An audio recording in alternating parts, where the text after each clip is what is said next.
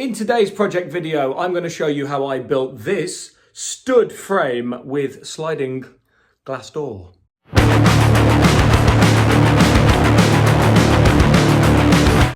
So another day, another project, and like all my project videos, I like to start by showing you what it once was. This is the living room. It's 7.5 meters long and already has a dedicated office space at one end that me and my wife use when we work from home. The main reason for wanting to do this job though is that the room is very expensive to heat because of it being so big. So I figured if we can box it in at around 3 meters squared, that'll be a much smaller space to heat up, which should save us some money on our energy costs and also allow us to decorate it how we want, separate to the main living area. So the plan is to build a stud frame and hang a glass door, so we still have lots of natural light that you wouldn't have, of course, by using a standard wooden door. So I had to go and get some wood, which was the very first job. And for that, I went to Empson's Timber in Gunness, which is a little village down the road from us now. And they were great. I told them about the Matt Daddy Projects channel and they were really enthusiastic and offered me a really good price on the wood that I needed. So I spent £83 in total, and that was for all of the wood for the stud frame, which I'll show you in just a sec.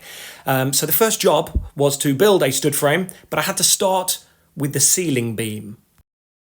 So the first hurdle is getting finding the joist in the ceiling. And so far, basically the stud finder is telling me there's a joist every few centimeters, which is not the case. I can't work out if they go in that way or that way. And obviously I need to know so I can put my ceiling beam in. So getting quite annoyed. So I've decided to go upstairs and basically go down through the floor to see if I can locate the joists for this ceiling in the room above. So here we are in my son's bedroom. I've got to go through the floor to be able to locate the joists in the room below. And I figured the only way I can really do that without having to dismantle all of the wardrobe is literally to cut a little section out of there. And then hopefully I can just cover it back up later, which is annoying, but it's literally the only way to do it. Because otherwise I've got to start damaging his floor, which is much more difficult to hide than it is at the back of the wardrobe. Once the shelves are in, you won't really see it. So that's the plan. So I've cut a little hole out. I'm hoping I can get my phone down there at some point, but that's basically should be now the floor that I can go through to locate the beams underneath. Okay, camera is facing me. Do not drop.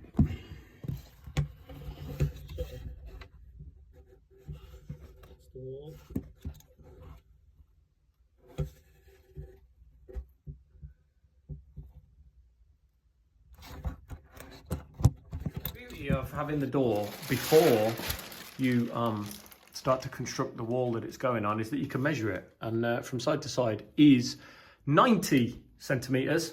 So I'm going to do about an inch shorter on each side, I think, just so there's a bit of an overlap. But basically I saw this and I was panicking because I was like, this doesn't look frosted, but the further I push away you can see it does actually blur, which is what I want, because when there's lights behind it, I want it to look like a bit of a blur and not be completely transparent. But yeah, this was from a company called My and My, My spelled M-A-I. They sell on Amazon and eBay actually, but they work out a little bit cheaper on Amazon. I think I paid £253 for this because they do the voucher codes where you get like 5% or 10% off or whatever. So it came in 2 big boxes essentially, this long one which is the track and the glass door, but as I said before, the glass door is very heavy, so it's a very, very cool piece of kit. So I'm looking forward to installing it, but it's handy to have that before I construct the wall, because it means now that I know exactly what height to do everything, as opposed to doing it, then getting the door and going, oh shit, I've got to start all over again. Progress report. Having gone into my little boy's wardrobe, cut a hole, look down, I did determine that the joists were going down the room as opposed to across it, which is good to know. Bit weird, they're supposed to be every 40 to 60 centimeters, and they're not. So God knows what's actually under this ceiling, but the good news is I've managed to get this in. It's screwed in nice and firm, so you could literally hang off that now. It's really, really, really solid. And into the joists as and where I've marked them.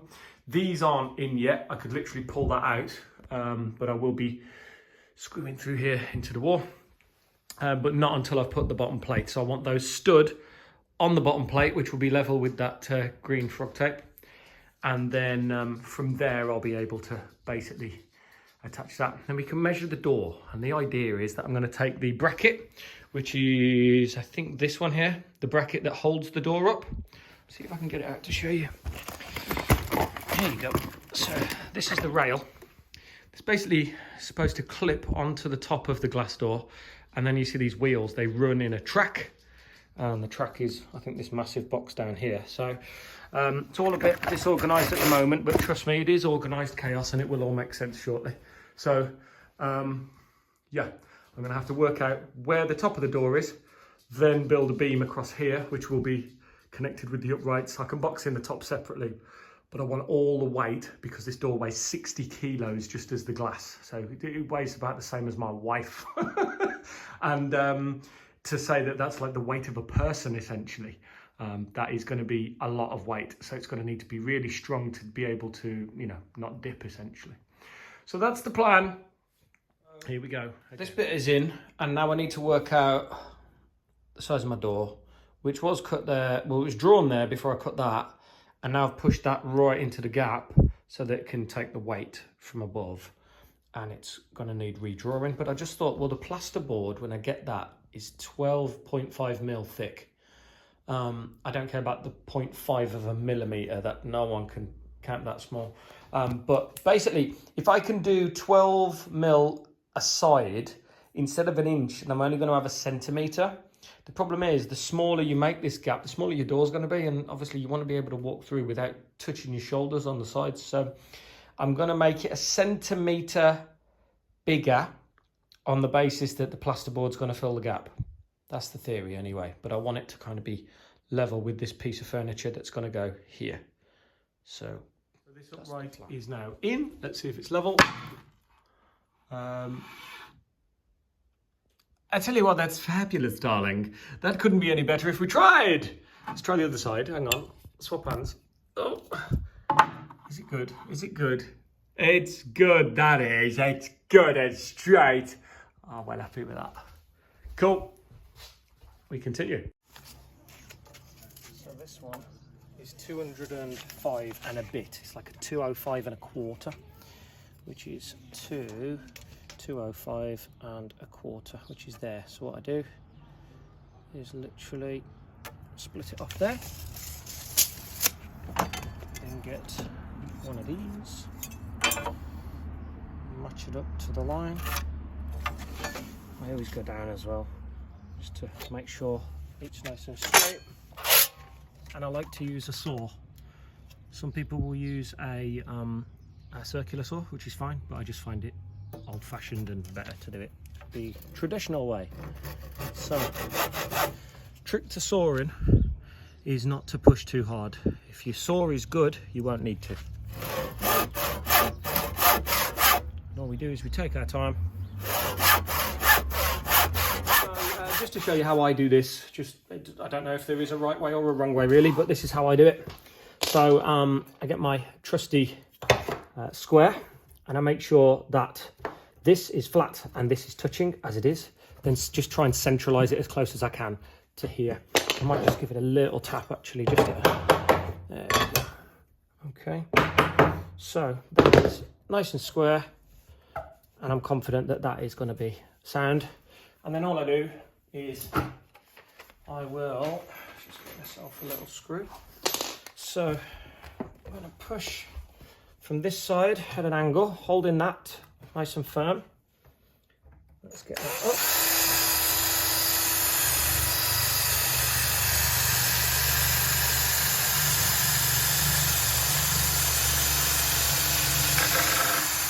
So there's one.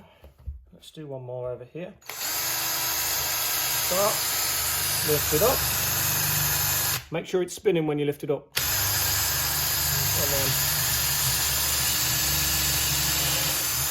just to help us out. And then all we do is we grab the screws, start them off. There we go. And again, holding this so that it's nice and square. Yep, that's not moving anywhere. That's lovely.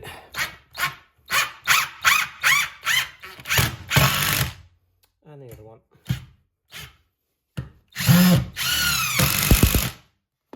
And that is solid as heck, which I'm very happy with. And then all we have to do is level up the side and screw it in from the top. Now the bottom's in, all I do is I pop a spirit level on the side. That's pretty good, I would say. I'm happy with that. And then I just drill straight down from the top. So that looks pretty good, doesn't it? And this is how confident I am. First take, let's hope it works. Ooh. Yep, that is solid. That is super solid. So there's no risk of that coming down, even with the weight of that door. As you can tell, very chuffed with myself there, and I finished with the vertical studs, which were based on 400mm centres. I then had a delivery of plasterboard, which isn't an expensive product but works really well, and obviously it's essential to be able to then build your wall, but it'll add a bit more strength. So some rare footage here of my wife helping me on this project, and she held it in place for me temporarily whilst I used the black drywall screws. I started at the bottom, then went up to the top, and once it was secured enough, I let her go about her day so that I could crack on with putting more screws every 6 to 8 inches all the way down the studs, just to keep it nice and secure and keep it nice and tight against the new wooden beams that I have put in there. And just used a laser level to be able to determine where the studs were behind the plasterboard, because we know, as you saw, they're all nice and straight. Just make sure that you sink the heads slightly lower than the surface area. Now let's see if my little boy can help me with a little bit more of this. I like to get him involved on each one of my projects. So over to you, Xander. Let's put one up here, okay? We'll put one there. Okay, push on the back, lift it up level, don't press it till I tell you. Is the video going? Push. Go on.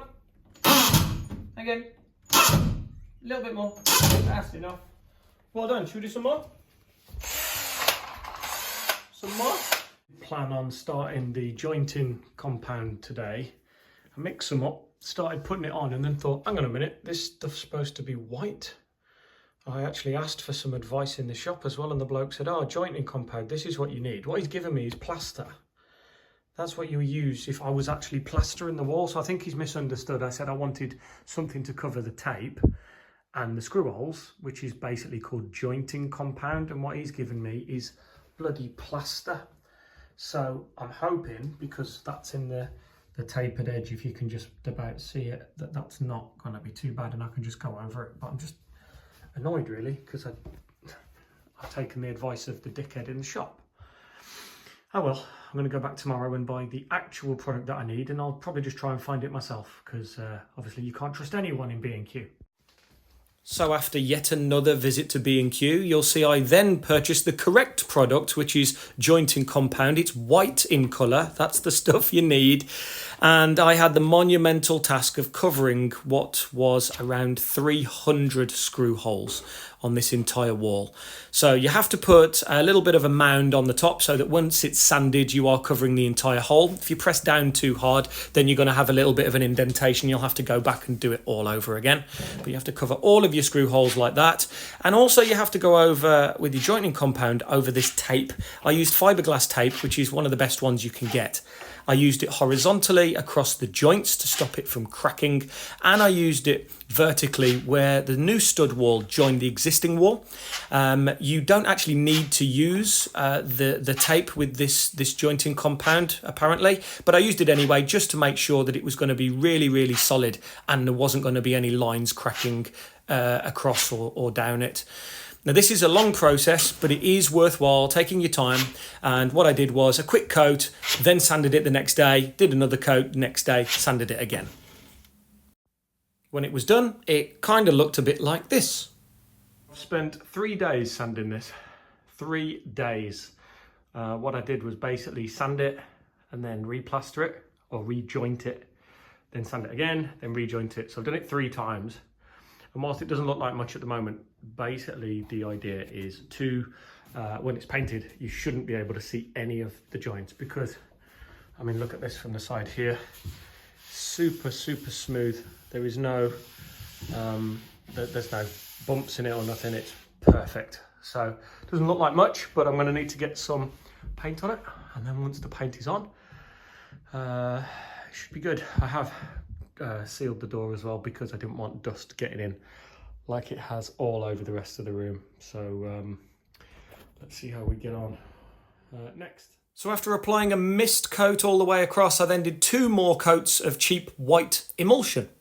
So up early today to put another coat of paint on this wall, which is just drying. I'm going to give it maybe an hour to dry, and then once that's dry, I'm going to put the rail up. The measurement says, it's quite specific, it must not be more than 50 mil from the ground with the height of the door plus 50, but no less than 45. So we've got half a centimetre to play with, and it doesn't help that the floor, when I put a spirit level on it, isn't completely level. So I'm going for 50 because the room goes up that way, and hopefully by the time it gets to the highest point, if that makes sense, it'll be 45. If not, this is going to be very interesting. So let's see how we get on. So first part of this door install is to put the rail on the wall. Very, very important that it is level. So I started with the spirit level here, and I added the 50mm, which was the maximum recommended distance on top of the height of the door. But I wasn't very impressed with the screws that came with this. Just to show you, the small screw in the picture is what came with it, and I wasn't confident that that was going to be strong enough to take the 60 kilos of weight that the glass door weighs. So I swapped those out for some other screws that I had that were about 100mm long. So that's bob on with the spirit level. That's now screwed on. So what I need to do now is start to feed these in. And basically what happens is those slip in to there. I'll show you from that angle, it's probably better. That's your kind of soft close, I think.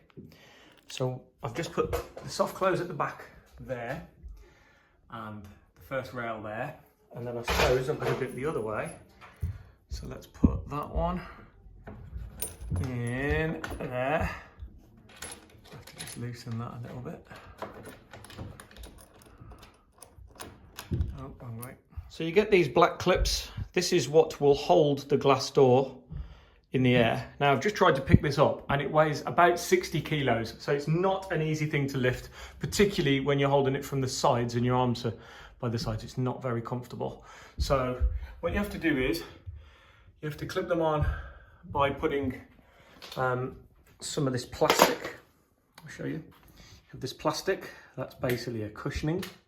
That goes either side of the pre-drilled holes. And then this goes over the top.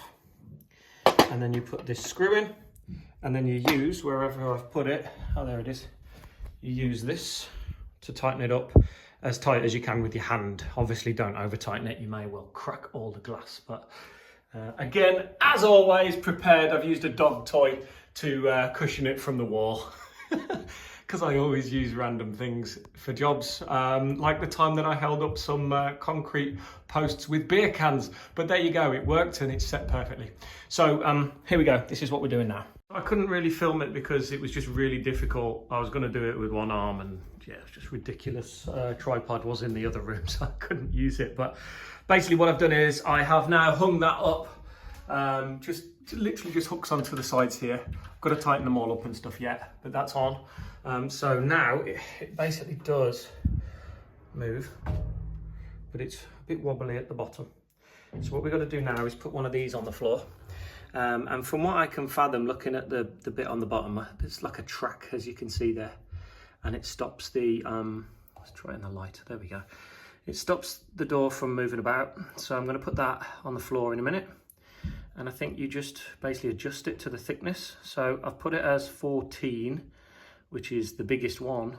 And I'm hoping that's enough to just stop a little bit of movement in the door going sideways. It should just keep it nice and gliding. And then I've just got to adjust the top, and I'll do that in a sec. By the time I finally got to the last page of the shoddy instruction manual, I was ready to celebrate. But of course, as is always the case, it never goes according to plan. So this fascia board was kind of the last bit really, and it didn't want to go in. It said on the instructions to lift it down from the top and it would just clip in at the bottom. And it didn't. And I tried from different angles. I tried from the bottom up. It just would not go into place. And it got very, very frustrating. In the end, probably through frustration, and by the way, it's a good thing that you can't hear me in this video, because if you could, there's a lot of curse words being used. But I tried to slide it along the track and got it about halfway before it got jammed. So I was like, well, now what am I going to do? I can't get it on, I can't get it off. I came up with a solution, which you'll see in just a sec. Decided to get my trusty pink hammer and a bit of wood and pop that on the end and kind of, shall we say, gradually introduced it into the area that it needed to be. So you'll see it getting tapped along slowly but surely. Finally, after felt like an hour, it was probably about half an hour, but it took absolutely ages. Finally got it into place. Just hope I never have to actually remove this, because I don't think I'm ever going to be able to get it off. But once the fascia board was on and it was cleaned, it did look lovely. Okay, install completed. That was not fun. The instructions were atrocious, but you just have to use your noggin a little bit with some of this stuff and just try and work it out for yourself, because you can't rely on the instructions. You'll never finish it. So just to show you, the soft close kicks in just before the handle makes contact with the wall. And then I've got the soft close on this side as well. Wherever it is, it's somewhere around here, but that's set up now so that that will protect the door when it goes that way. I'll show you.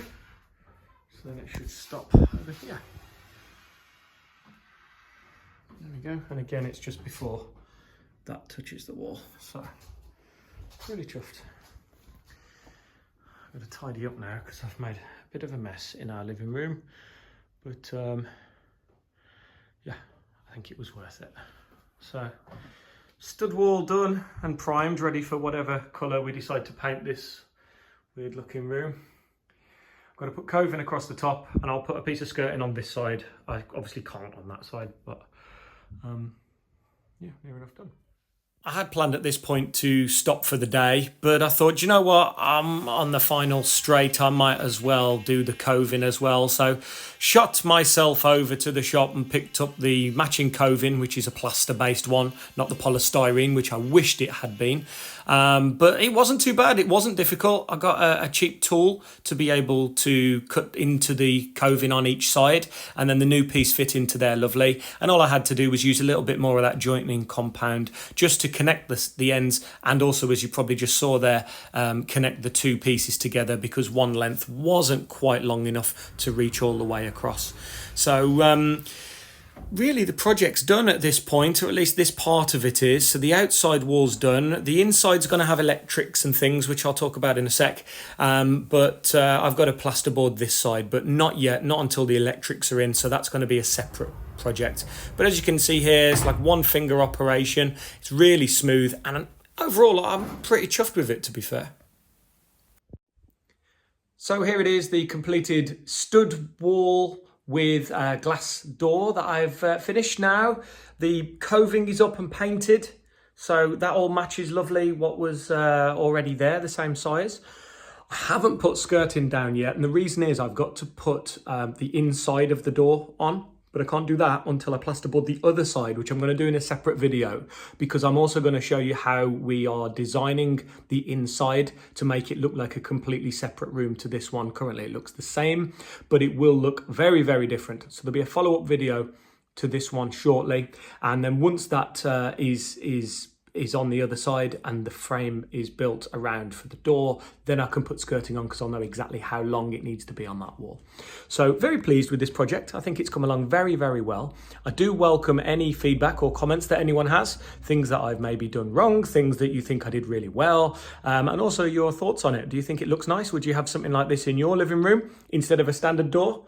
Obviously it lets a lot of nice light through, as you can see in the background there. So It's a nice addition to the house. We are about to have some electrics fitted in the next couple of weeks. We're getting a full house rewire, so there will be a double socket on here, but I don't want to spoil too much because, as I say, the inside of the office is also going to be done, and that is all part of what I have planned for the inside. So there's more exciting stuff to come, but for now, thank you ever so much for watching. I hope you've enjoyed the video, and stay tuned for the next one.